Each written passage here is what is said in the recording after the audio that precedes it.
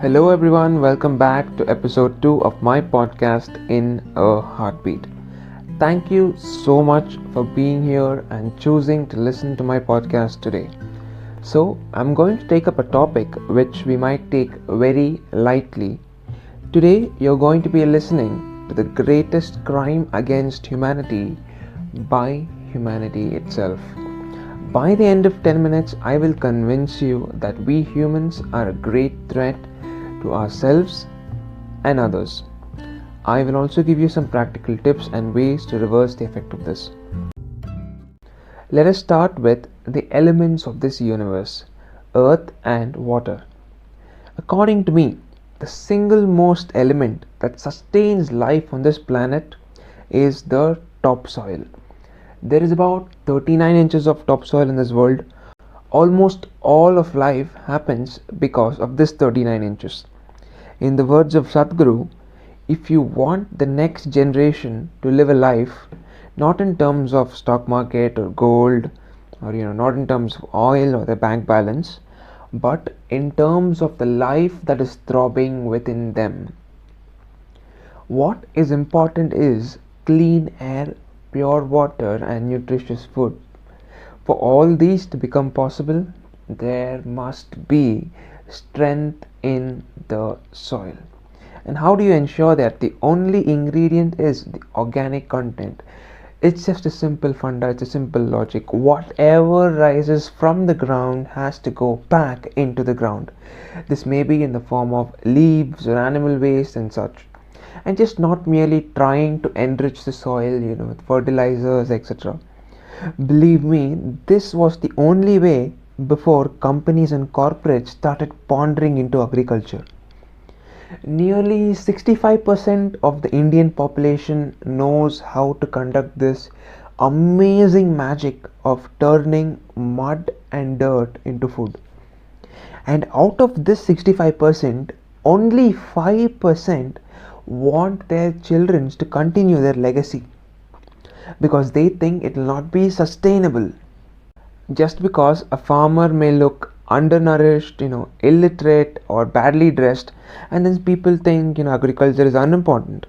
But if we can bring these changes profitably and sustainably, we can fix the soil, the water, the air and everything necessary to live a healthy life. The second most important thing that brings destruction to humankind is evolution. We, the people of the current generation, are a result of thousands of years of evolution. It is influenced directly by the activities of our ancestors. For example, we are rational thinkers and the smartest people on the planet because our ancestors ate cooked food, cooked in fire. Wait, dude, what are you telling? Is there an actual relationship between the two? Yes, indeed. In the book Sapiens, Yuval Noah Harari says that other living entities eat raw food, which takes enormous amount of time and energy to process.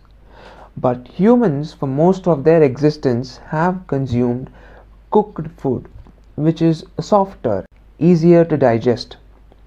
So what this does is, over a period of tens of thousands of years, humans evolve. The energy that is going towards the digestive system is no longer required. Hence, it gets diverted to other parts of the body, particularly the brain. Slowly, the size of the brain increases, the size and the capacity of the brain increases with each coming generations, and here we are, the smartest animal on the planet. So this was the sweet part. Do you want to know the bitter part? The entire process can be reversed and can have unimaginable effects on the continuation of human race. Your actions, however small, done over a prolonged period of time, will definitely have consequences. For example, you're a gamer who plays PlayStations or Xbox consoles regularly. So scientists predict that the future generation of the gaming community will have an extended thumb finger and short index finger. Just try to visualize that. It's an incredibly funny picture. And moreover, they will have an inherently increased hand-eye coordination when compared to the non-gaming community, the people who don't play games. This was just an example. Let's come back to reality. How we are reversing the process of evolution. In the book Countdown, epidemiologist Shanna Swan claims that within a few generations, the human sperm count may decline to below fertility levels. This is backed by solid evidence showing the decrease in sperm count of Western men by over 50% in less than 40 years. If this trend continues, it will be impossible to conceive a child through natural methods, and we might have to depend on assisted reproductive methods. So let's get to the why part. What's the reason behind this? The first thing is the lifestyle changes. The diet, the exercise, the obesity, the alcohol intake, etc.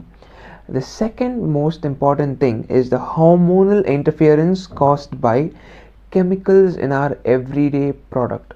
What we eat, processed foods, pesticide heavy produce, what we drink, the air we breathe, the products we put on our skin.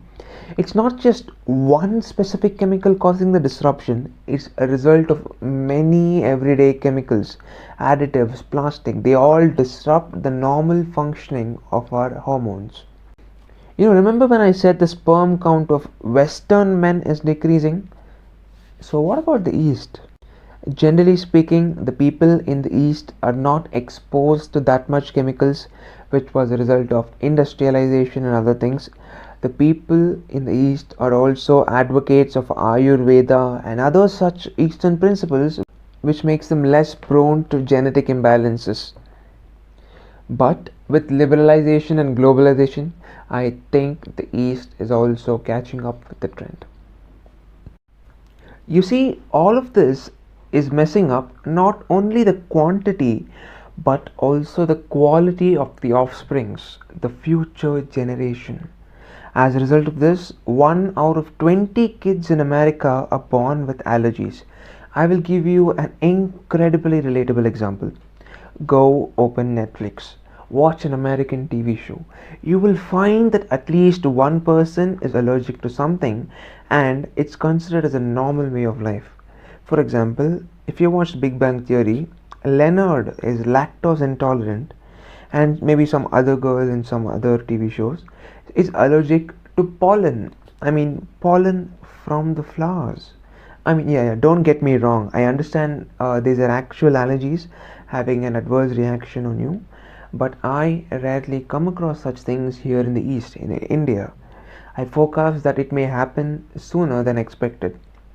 As the time passes, that 1 out of 20 kids may change to 1 out of 10 kids, and eventually every one of us will be biologically flawed as a result of imbalances in the production system. We are reducing, depreciating, destroying the quality of our future generation. That right there, according to me, is the greatest crime against humanity. This can single-handedly accomplish what genocide or 2 world wars couldn't achieve. This should be considered as a serious threat for continuation of the human race. So let's come to the solution part. What can you do about it? The solution to this is so stupidly simple that you would have come across them at least once in your life. It is just a matter of being conscious in what you consume. Just do a basic research of the product or products you use. Try to find the source and the origin of the product. There was a Tamil green revolutionist called Namalvar. He was an advocate of organic farming and preserving of organic heirloom seeds. Now even fruits are genetically modified to taste sweeter. Chicken are artificially made fatter and more fleshier. Our ancestors consumed the unaltered variety, and here we are.